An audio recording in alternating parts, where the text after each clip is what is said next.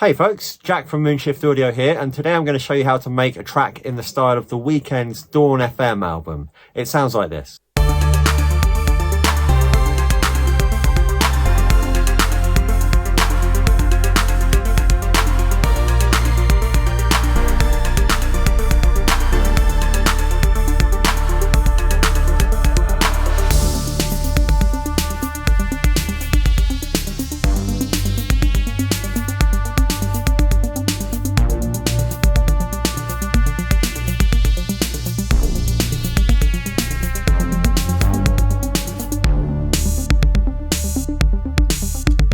All the synth sounds in this track are available for free in my Retro Serum Presets Pack. If you want to download those presets, there's a link down below. I had a great time working on this example, so I'm going to jump into Cubase and I'll show you how I did it.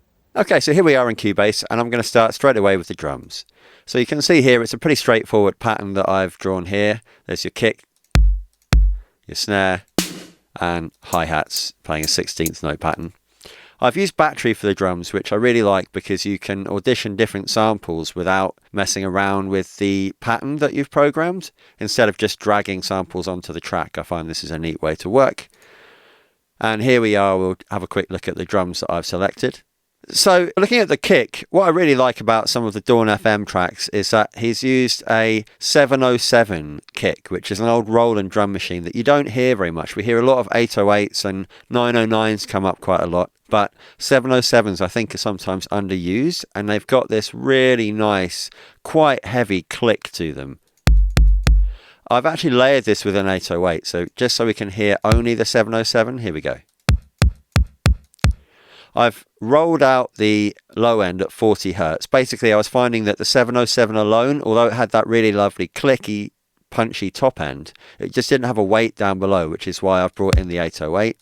And you can see here that I've actually cut everything on the 808 above 98 Hertz. So we're getting the low end from the 808 and the high end from the 707.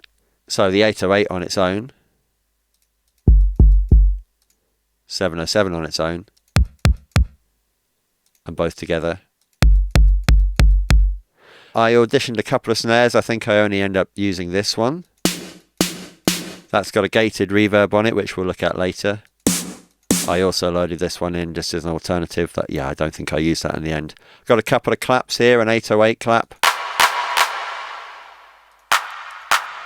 I've got a lot of reverb on those. Those come in the chorus.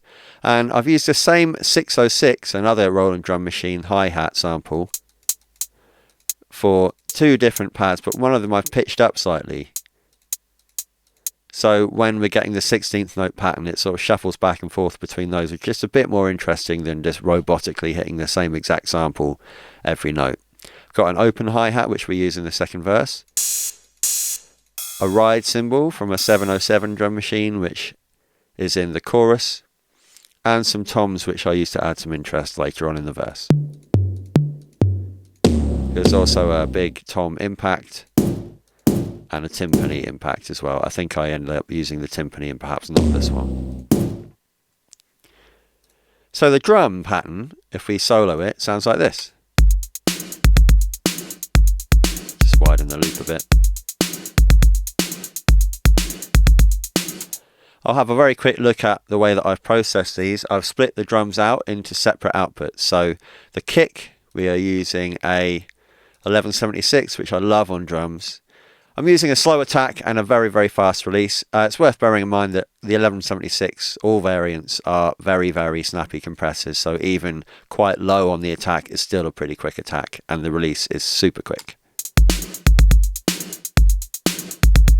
I've added a little bit of weight. Sometimes when you compress heavily like I am here, you lose a bit of the low end energy, so I've just brought some of that back in with this Pro Q3, and I found that actually the click was almost too much, so I've reined that in a bit with the same EQ, and I've just fattened it up a bit with, I'm not going crazy on the decap, but I've just put a little bit of drive in there just to give it a bit of extra warmth, a bit of presence in the mix. If we bypass those effects,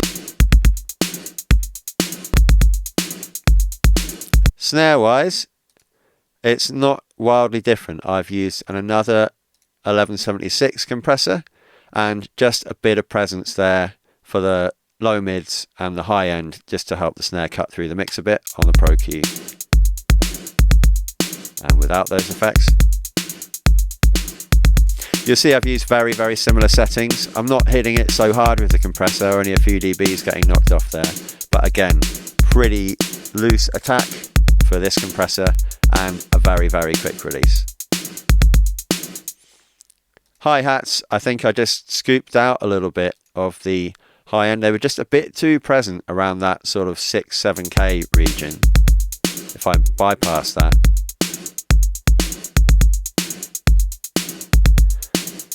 one thing that I've done with the hi-hats, I've actually automated here. These two automations are for those two different hi-hat samples, and I've automated the decay.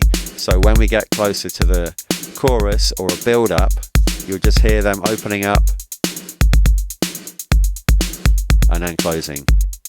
And it's just a nice way to just slow, subtle, just add a little bit of rising energy. The claps will come to in the chorus.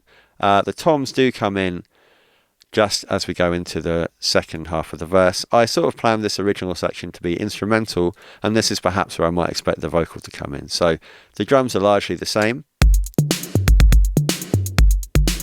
All I'm doing with the toms is a bit of EQ here.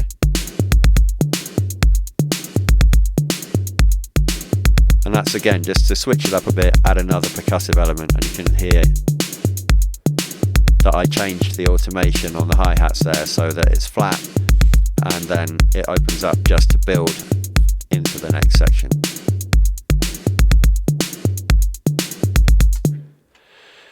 The other elements that I've got here, I'm just going to come back to the instrumental section. I've got a instance of Scacco, which is a great percussion instrument by Clevgrand, and that's just playing some really simple shakers. Let's just have a quick look at that. Emphasizing the snare there and just giving it a little bit of high-end energy. I've just put a little bit of drive on that to bring it out, a simple room reverb, and I've rolled off all the low end. So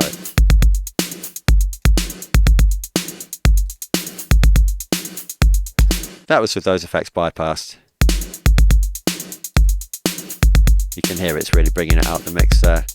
There's also a percussion loop in the mix that I got from Splice. Sounds like this. Got quite a heavy compressor on it. That's just a Cubase stock compressor, and I'm scooping out a lot of the low end energy. So if we listen to all the drums together,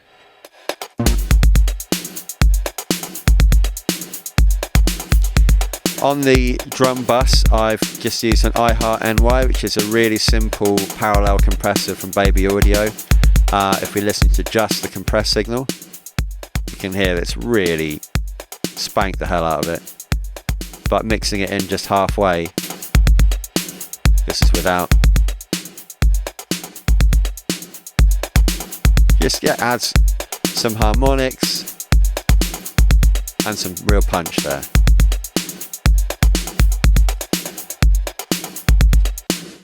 Okay, that's the drums. I'm going to move on to the instruments here. So we'll start with the bass.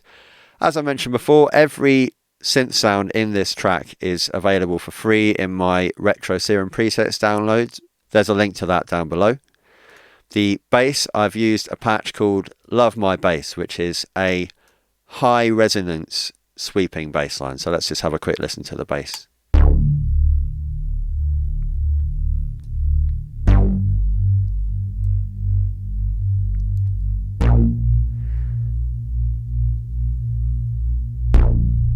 It's a pretty simple bass line. I've not really played with the patch much at all, but I have done some processing. So I've got an 1176 compressor, a little bit of low end added there. This is just catching those peaks, as you can see when the notes begin. I'm using a clipper, you can see just shaving off those little bits, which just helps get a bit more volume out of the patch. You can hear it does sound quite distorted at the moment, but you don't really hear that in the mix. And this compressor and an instance of Soothe are side-chained from the kick drum. So if I bring that in,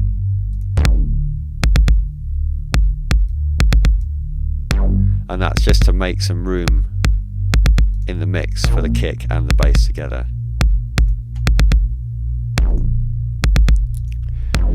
Next up, I've got this low pad, which is a sort of pad sound in the low mid-range, and I'm using the Echo Pad preset for that. It's playing exactly the same notes as the bass line, but it's just adding a bit of low mid energy and a bit of kind of atmosphere to the track. It sounds like this.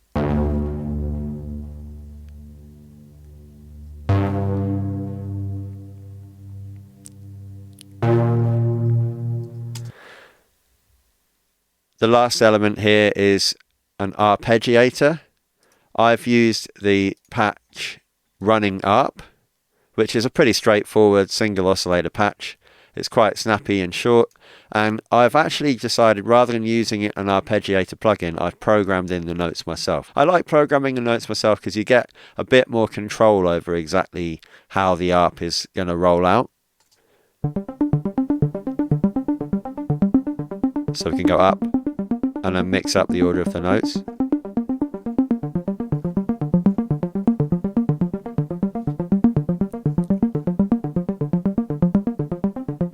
And then change the order again and add some variation at the end there. So let's hear everything together for that verse section.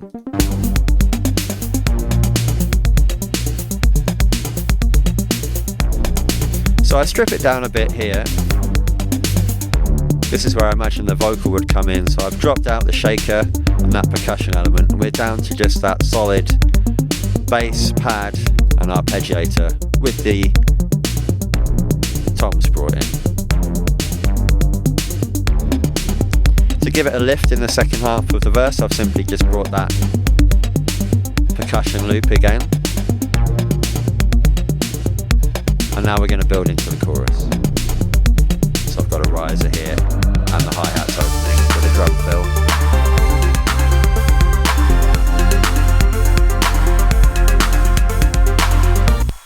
So in the chorus we add a few new elements. The biggest one is some really big synth chords. So I've got two layers playing this. The first one is the rounded keys patch. There's a tutorial I've made for how I made that patch, which I'll also link down below. But it sounds like this.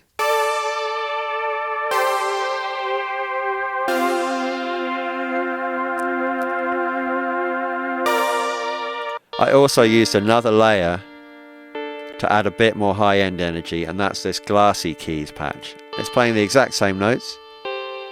That's the glassy keys. That's the much fatter rounded keys, but together they sound like this.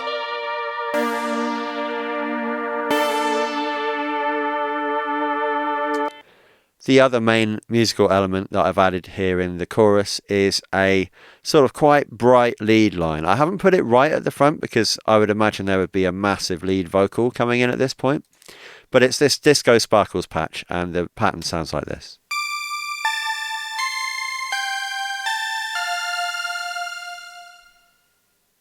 So let's hear it with everything.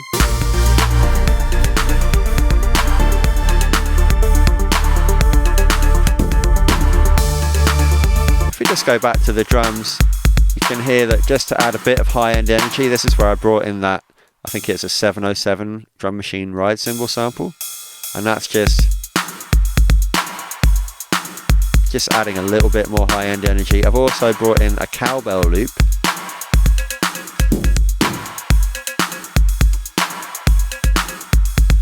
which I got off Splice. The only other percussive element is a crash, which I got from an FM8. So this isn't a sample, this is actually played from a synth. It's just got a really nice, it's not quite a noise splash, it's a little bit FM synthesized, but I really like that particular patch. I use it in quite a lot of my tracks. Bass-wise, in the chorus, I've actually made another instance of Serum, and it's got the same patch, the same Love My Bass patch, but what I've done here is I've just pulled the resonance right down, so it's much more of a consistent growl, and I think I've opened the filter up slightly, so it's just a lot bigger in the mix compared to, say, if we listen back to the verse section of the bass.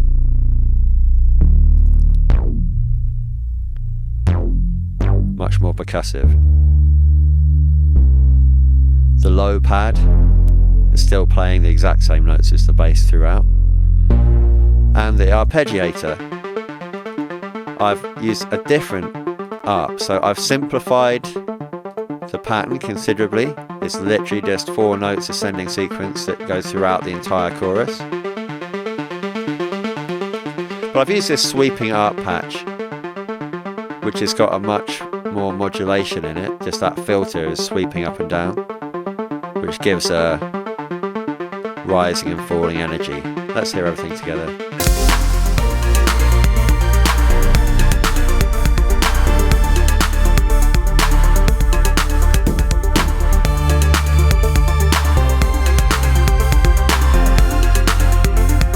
Coming out of the chorus, I wanted to strip things back, but not too much. So I've made what I would imagine to be another instrumental section. So we come out on a riser. And I've brought in this pitch bend pad, which is the strangest mod pad from my preset pack. And I've just programmed a 1 octave pitch bend right on the track there. Coming out of the instrumental section, which is where I imagine the lead vocal would come back in, I've stripped it back even further, but I've also brought in an open hi-hat like we heard before in Battery. A lot of really nice high-end sizzle on that, which really helps to emphasize the snare drum.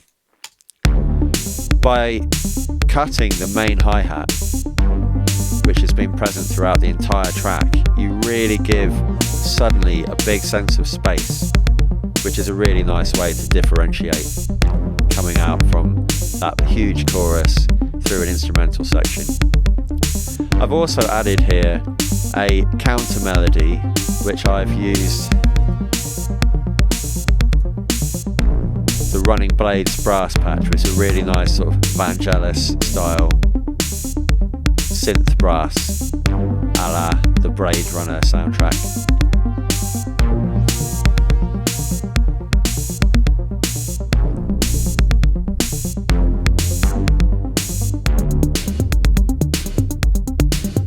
Another little switch there back to the original hi-hat, just to give a change in energy for the second half of this second verse, before we build into the second chorus. Now the second chorus is pretty much identical to the original chorus, but following that we've got the bridge, which we'll have a look at now.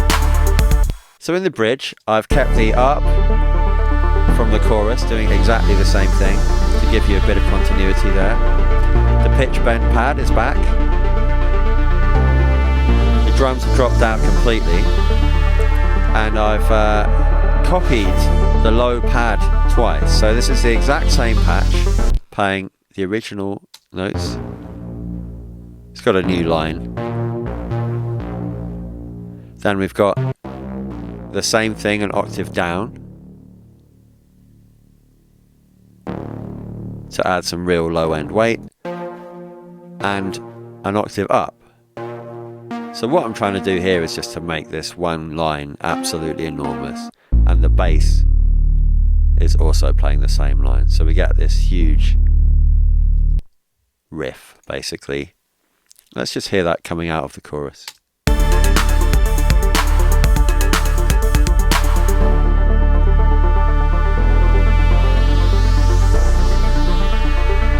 So although we've got a lot going on here, by dropping out the drums all together, we leave enough space in the track and it still feels like a dynamic shift.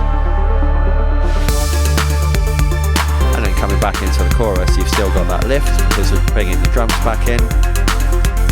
You might also have some really nice fat vocal stacks here that you would perhaps not have there in the bridge. And I decided to finish up the track with a double length chorus.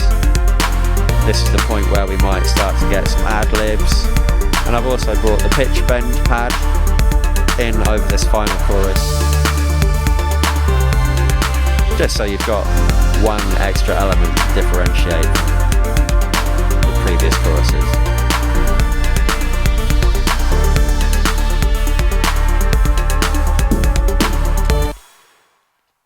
So we could either fade that out, we could repeat it more. I think at this point it becomes down to the vocal that you're going to layer over the top of this, how you finalize the structure. But we're basically there. The last thing I want to show you is I decided that it would be nice to have a little bit of an intro to the track to give it a bit of a sense of space, a bit of a sense of place.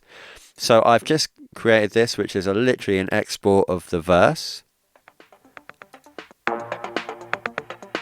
fading in, and it's just going through a Pro Q to really absolutely rip out all of the low end and the high end to give you this very kind of radio-esque filtered version. And I got a couple of sort of Foley samples from Splice. One has got some footsteps and someone getting into a car, and then we've got another one here which has got someone using their keys to start the engine. So I'm just going to play that and we'll lead into the verse.